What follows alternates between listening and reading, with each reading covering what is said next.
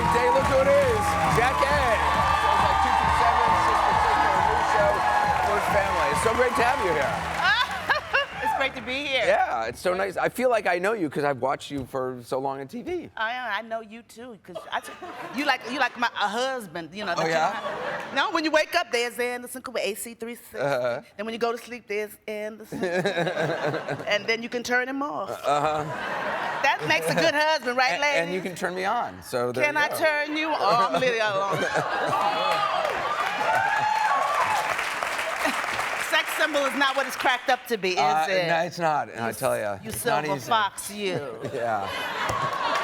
He fine. Y'all know he fine. I don't know why y'all holding back.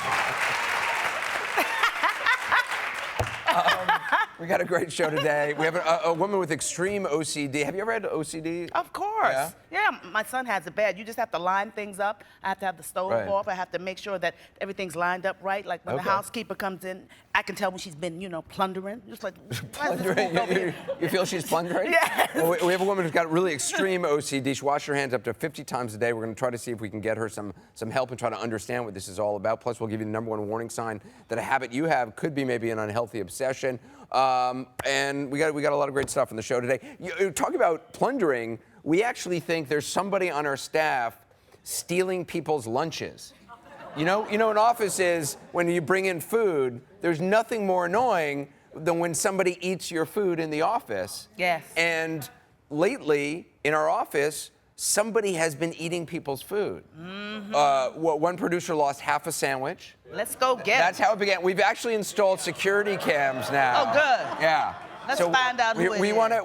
We're ready to catch whoever it is. Your name has come up. Jackée, his name has come up. I'll admit if I take it. But that was Ty who just went into the refrigerator there, and he, like half of a drink of his was taken. And that's Doug has the proof. Doug has the props for you. Well, that's the annoying thing about this thief is, here, we have an evidence bag. Here. Let's get the DNA. Look at this. They drank half the juice and left the other half, which I think is a particularly aggressive form of thievery. Yes, and it's nasty. That just doesn't. Well, and then, Ty called a meeting yesterday, like an emergency meeting, and I thought that there was something dreadful going on with the show, and it was about his juice. But Anderson, right. your name has come up. I know. It can't be me because I don't really eat anything. And now there's a sign because someone drank half of somebody's cocoa water. So now there's a sign saying, "I don't know who you are. I don't know what you want. If you're looking for ransom, I can tell you I don't have money. But what I do have are a very particular set of skills I've acquired over a very long career. Skills that make me a nightmare for people like you. If you let my cocoa water go now, that'll be the end of it. I will not look for you. I will not pursue you. But if you don't, I will look for you. I will find you. And I will kill you." That's from that movie, Taken, with Liam Neeson. Exactly. Yes. I have a particular set of skills. That's right. I'll help you find them. So I turn on a lot of the morning, good morning news shows this morning, and they're all leading with Justin Bieber fainting. Apparently, Justin Bieber fainted at a concert in London last night. This is after already, I guess he showed up very late for his concert the night before and angered hundreds of fans who, like the kids, it was past their bedtime. They had to actually leave the concert. So all the kids were like crying outside because their parents were making them leave the concert because he was like said to be 2 hours late, although he denies it. He said he was only 40. But apparently he collapsed, and then this is him like tired on stage, and then ended up in a hospital. And just look at the hospital photo he tweeted. I mean, ooh, can you go to jail for that? He's 19 now, right? No, but this is how the kids look. They're cut. My son's 9. They look like this, and then they wear the pants down here. You know, big old onion back there. I'm sorry. I've never seen anybody in a hospital look like that. I mean, no one like. He was dehydrated, though. That's what happened. He was dehydrated? Yeah, that's why he fainted. I'm sure he didn't have enough liquids. Yeah. He looks perfectly fine in the hospital. He look perfectly fine. He does, doesn't he? Look at them. Y'all look so nice. Jackée, are you a cougar?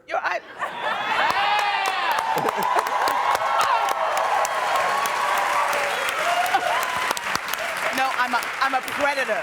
You're a predator. There's a difference. Oh, yeah? Yeah, the young men come after me, but they want an older woman who takes care of them. Sure. And, but they call me a legend, but I tell them legends don't get laid. I do. I can't believe I said that. I'm sorry. I feel like Justin Bieber would be no match for you. I feel like that's like a toothpick. Like you would like. I'm not mad. No, they're too young. Not that young. Not that young. No, about, you know. No, I'm teasing you. About 33. About 33. Okay. Which means 30, yeah. Because, you know, young men lie. Yeah, oh, yes, do they? They tell you they're 38, but then they turn up they're 35, and then they're really 33. So. Oh, really? Yeah. Well, what can you do? It's snowing here in New York. Again, I'm fascinated. There's a live shot of New York, and it's actually snowing pretty hard, although it doesn't look actually so bad right now. But what's amazing to me is how I feel like people freak out now when it snows, and I keep saying this, but this is winter. This is called winter. This is what happens. I agree. Yeah. Yeah, I hate that. I don't know why people complain about Mother Nature. Water is a mighty master, too, you know. I'm more afraid of water than I am of fire. Yeah? Because water overtakes you before you know it. Right. Flash floods and you're gone. Yeah. Like the guy in California, the sinkhole. Well, that's unbelievable. Yeah, I mean, you're swallowed up. Because I thought if you could swim, you could always save yourself. Right. That's why I'm not going to Titanic, all of that Carnival cruise, whatever. Right. I'm not, because water You would not take a cruise? No. I only use water for bathing. Jackée does not cruise. I bathe and I drink it, and that's it. No, I'm afraid of water. I don't know what they call it, hydrophobia or something. Okay. Because I almost drowned twice. Did you really? Yeah. So, but Do you swim? Water. I almost drowned in 3 feet of water. But do you know how to swim? No. Oh, so you got to learn how to swim. I know Oprah told me, just jump in, girl. Go to the YWCA. And it's true. She went to the YWCA, but I couldn't hang. She did all Oprah did not go to the YWCA. She did go to the YWCA. How much you want to bet? Yeah, maybe for a segment on TV, but I mean, No, she learned. You can learn at the YWCA. Oprah learned at her mansion in Montecito or whatever it is. Y'all get Oprah on the phone. The YWCA. Really? Yep. Okay. All right, maybe so. Now, I heard you played a weather person on 227. On 227, yeah, the weather girl. Right, yeah. Mm-hmm. Do you remember how to do the weather? I think so. Yeah. Uh-huh. Do you want to give? Try? Yeah. Well, you want to give it a try? Y'all ready? Don't y'all make fun of me. Okay. Try to be the My weather. wand. All right. All right.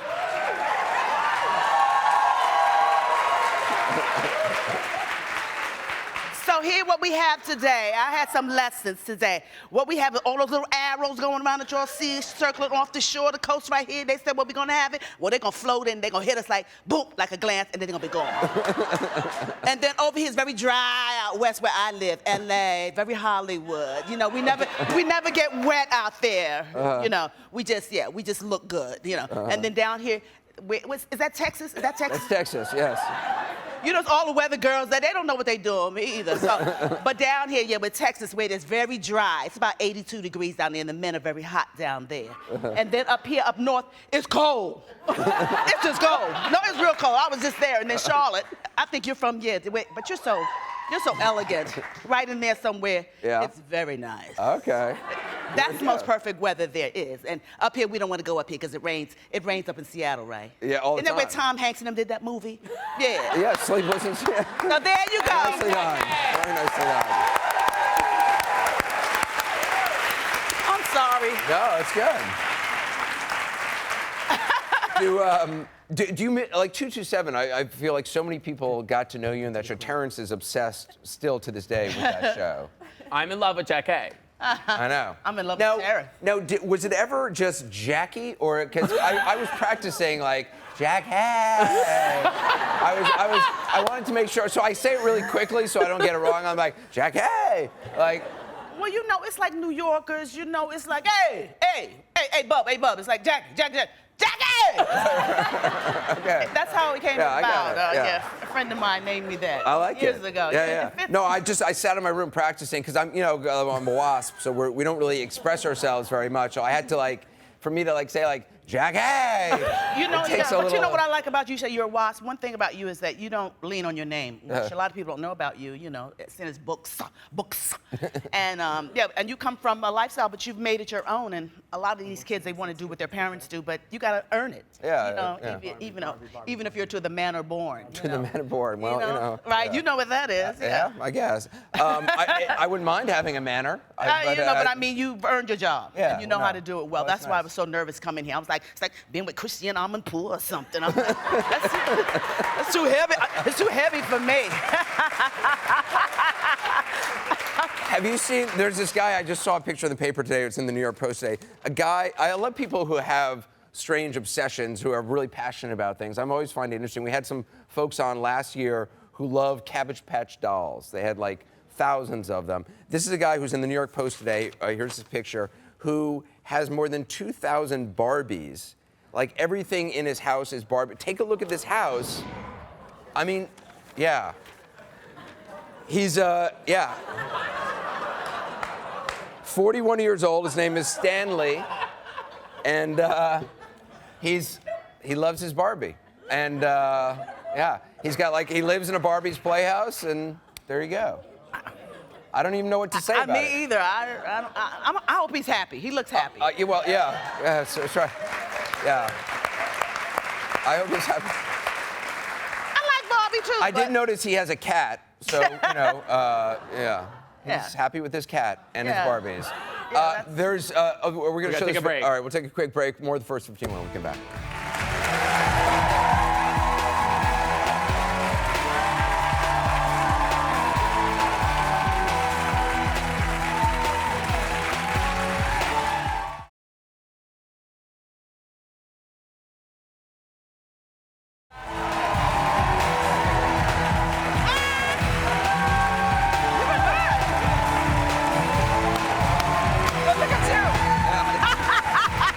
Welcome back. I'm here with Jackée.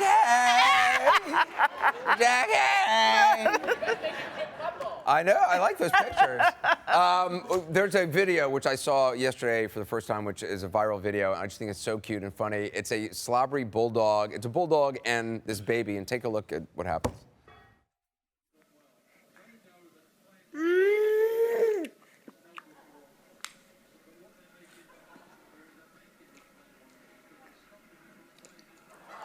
No, stop it. No French kissing while we're eating.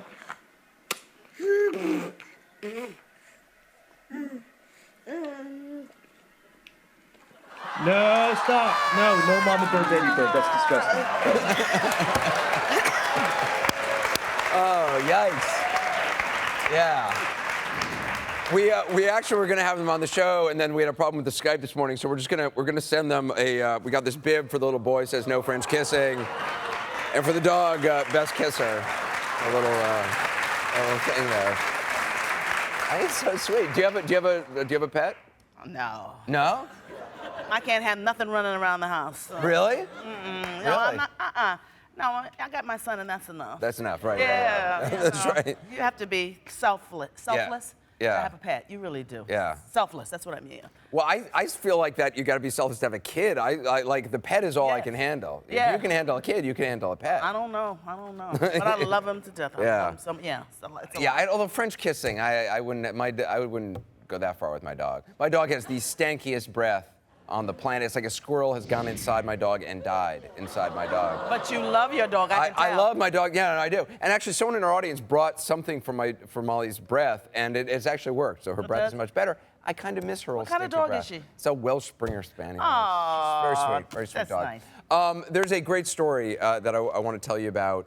And I remember hearing this story 13 years ago. There was a newborn baby boy abandoned in a New York City subway station. Take a look what happened. On August 28, 2000, Danny, a New York City social worker, was getting off the subway to meet his boyfriend Peter for dinner when he saw something that would change their lives forever. As he was walking through the turnstiles leaving the subway station, something wrapped in a black sweatshirt caught Danny's eye. I immediately thought it was just a baby doll. I continued to walk through the turnstile, and I was walking up the stairs, and all of a sudden I looked back and he was moving. Danny rushed back and realized it was an actual baby. I loosened the cloth that was around his head. He was breathing. I rubbed his head, and he moved a little bit, and it cried. Danny frantically called 911. He waited with the baby until police arrived. Danny was hailed a hero for saving baby Ace, as he was nicknamed for the ACE subway lines where the child was found. Authorities rushed the baby to the hospital, but no one, least of all Danny and Peter, could have imagined what would happen next. Please welcome the man who found the baby, Danny Stewart and Peter Mercurio. It's great to have you guys here. Thank you. So, when you first saw this bundle, I mean, what went through your mind? What was that like? Well, it happened so quickly. I was in shock. I was really overwhelmed and thinking, this can't be real. I mean, this can't be happening. I immediately ran down and made sure that he was okay. He was wrapped in a dark sweatshirt, so all I saw was his legs hanging out, and I wanted to make sure he was breathing okay. So I checked to make sure he was breathing, and he was breathing. He seemed to be okay and healthy. And then I tried to alert somebody might be walking through the station. Right. And I couldn't really get anybody's attention. Yeah, it's the New York subway. Nobody pays Believe it or attention. not, yeah. And so then this was before we had cell phones, and so I ran upstairs. I knew there was a payphone up there, and I immediately called 911 and said, I found a baby. And I told him where I was, and then I ran back down to where he was at. And then I still was trying to alert people's attention. I got one person's attention, but she didn't speak English, so she really wasn't understanding what I was trying to say. Right. And Peter, when he called and told you what happened, what did you think? I said, what?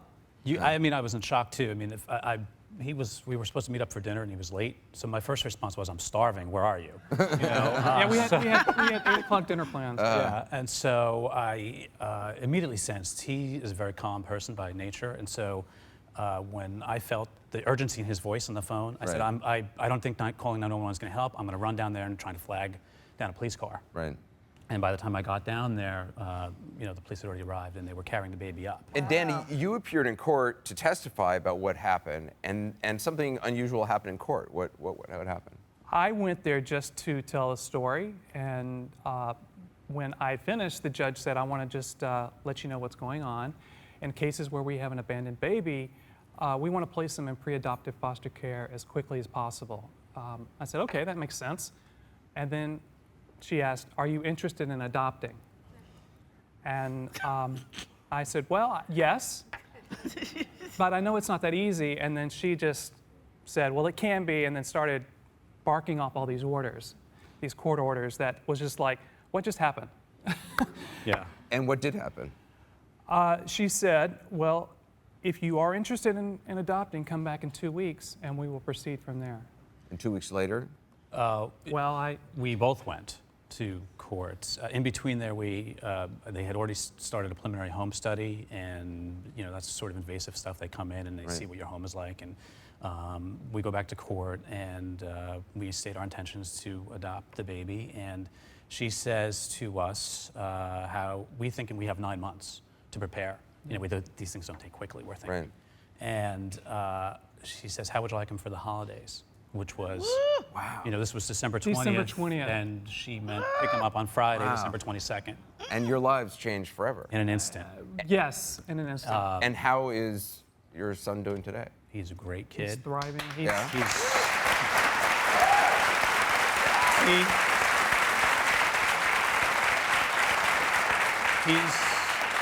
He's one of the most observant, conscientious, if I said that correctly, smart, a great student. Well-grounded. Yeah, just really, so. Yeah. And the other thing that's made headlines is you guys got married. Yeah. And your son had the idea. Your son had the great idea to have the same judge marry you guys. Yes, that was his idea. Yeah, we were walking to school one day, and he said to me, he said, Papa, we had been talking about getting married when New York State finally made it legal, and we didn't know when, and Kevin had said, it was about a year later, he said, why don't you try to find the judge that, finalized my adoption? Yeah, but how old was he when when you told him about this whole story? I just wonder, how old was he when you told him about? From the beginning. From the very beginning, From the he get-go? could understand, because we wanted it to come from us and not from others, because everyone knew about his story, family and friends. It's such a great story. And I heard you guys didn't have a professional wedding photographer at the wedding. So as a gift to you, we're giving you a free family portrait session at J&J Photography. And we're going to give you a handmade custom photo album. Thank you so much. Thank you so much. Thank you. Fantastic story. We're going to take a quick break. We'll be right back. Thank you.